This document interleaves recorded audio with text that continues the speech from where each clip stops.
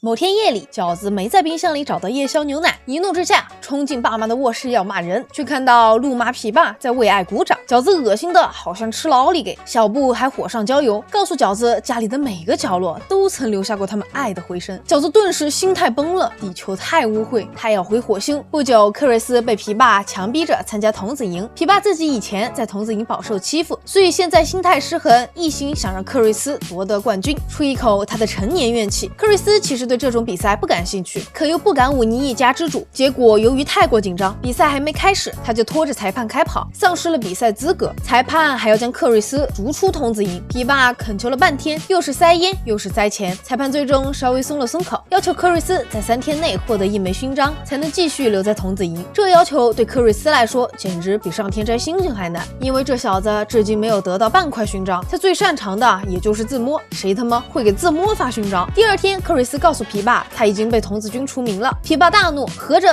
他那些烟酒白送了？他当即带上全家老小，要开车直奔纽约找童子营长理论，只留下小布看家。仓促的行程总没好事儿，皮爸开着开着就迷路了，又因为自己的大男子主义，固执的不肯去问路。祸不单行，途中他又忽然尿急，实在憋不住了，就随手一打方向盘，将全家带进了印第安主题赌场。这里面的荷官和服务员都是印第安人。在等皮爸去抢厕所的时候，陆妈和一名印第安侍者聊了起来，得知这家赌场还有慈善性质，只要是印第安人来这里就能白领钱吃福利。等皮爸一身轻松的出来，发现陆妈已经玩起了老虎机，拖都拖不走。好家伙，看不出他还有烂赌鬼的潜质。陆妈被拉出赌场后恍然清醒了过来，皮爸说此非久恋之地，咱们还是速速离去吧。结果陆妈告诉他刚才豪赌一场，把自家车输掉了，要走他们只能开11路，希望晚上睡公路边不会遇到狼。皮爸说别慌，他打电话回家叫小布打笔钱过来，好赎回车子。结果小布沉迷追爆米花剧，两耳不闻剧外事。等他看完这400集的婆媳大战，黄花菜都凉了。皮爸怒摔电话，妈的，关键时刻都在掉链子，还得让他这个从来不挂链子的人想办法。皮爸听说印第安赌场的白嫖规矩，赶紧跑去骗老板说自己是印第安人。虽然皮爸经常信口开河耍人不倦，但老板也是见过世面的人，他每天都要接待上百个骗子，立即一眼看出他在扯鬼谎。为了惩罚皮爸，他们故意将计就计，说印第安部落有一个古老的传统，名叫视觉搜罗，试猎者必须赤身裸体，不带任何工具、食物和水，回归大自然的怀抱，去感受和沟通万物之灵。当然，为了过审，允许皮爸他们穿上衣服裤子。皮爸也是病急乱投医，真就带着克瑞斯去了。皮爸和克瑞斯开始在森林里荒野求生，结果很快就又饿又渴，陷入了绝境。不过他们还是比大多数键盘侠要厉害，至少生起了火。皮爸饿得神志不清时，忽然听见周围的树木在跟他说冷笑话。一位帅哥出现在天边当皮爸的守护神，劝他跟自己的儿子好好聊聊。皮爸于是放下一家之主的臭架子，在篝火旁和克瑞斯敞开心扉，交谈了一番。克瑞斯坦言自己并不喜欢进童子营，他的兴趣是画画。皮爸很意外，原来他的傻大儿除了自摸，还真有点脱离动物性的追求。反正都要挂了，皮爸也不吝惜赞美之词，猛夸儿子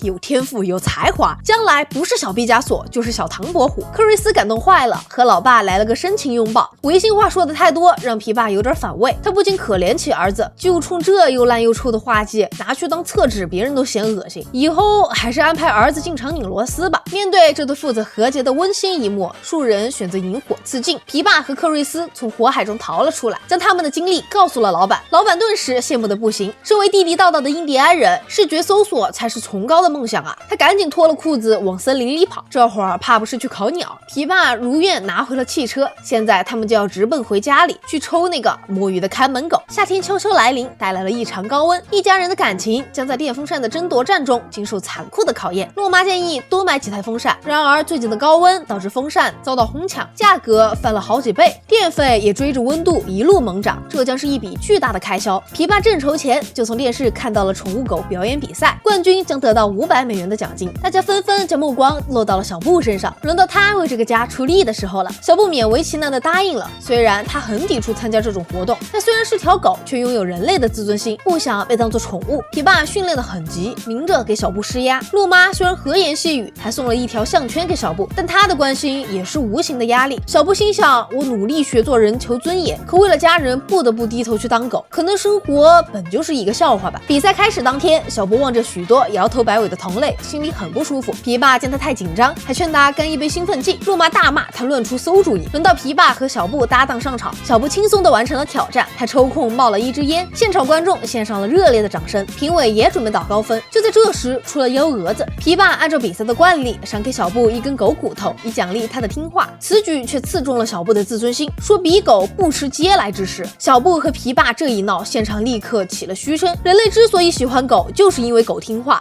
听话就等于聪明的狗。小布虽然拥有自己的想法，还能跟主人争辩，这在人类看来，它就是一条不听话的蠢狗。皮特家的500元奖金打了水漂，回家的路上，琵琶和小布大吵大闹。小布指责琵琶掉进了钱眼里，根本不尊重他。琵琶指责小布身为家庭的一份子，却不愿为家人分忧，一人一狗越吵越凶。陆妈苦劝不住，最后小布一气之下下了车，准备离家出走。他无处可去，只能在街上瞎溜达，结果被巡逻的警察盯上了。警察让小布出示身份，小布这才发现他带的是陆妈送的新项圈，有身份记录的老项圈还放在家里。警察可不听他解释，强行将他送回了家，还给琵琶开了罚单。小布意识到他在外面也是没有自由的，人类的法已经将狗当成了2等公民对待，没有主人的庇护，他的结局只能是送进宠物收容所被安乐死。小布虽然留在了家里，却跟琵琶很不对付。陆妈苦口婆心的劝架，琵琶和小布都听不进去，双方吵着吵着就揭起了老底。琵琶坦言，当初捡到小布时，他还是一条流浪狗，靠着给路人擦皮鞋混口饭吃。如果不是琵琶当时同情心发作，小布这会儿死在哪儿都不知道嘞。小布顿时破了大防，当初约好的打死不提这茬，这混球的嘴是真毒啊！他气得又冲出家门，可是到处都不待见他，多说几句，这些人就要发扬美利坚精神，朝他清空弹夹。另一边，皮特家少了小布，大家总觉得心里有点空虚。饺子提议养只猫，琵琶一听这想法好，猫还能逮耗子。小布那货看个门都在摸鱼，他们没有料到，在寻常的狗眼里，人才是主子，但在猫眼里，人不过是铲屎的奴隶罢了。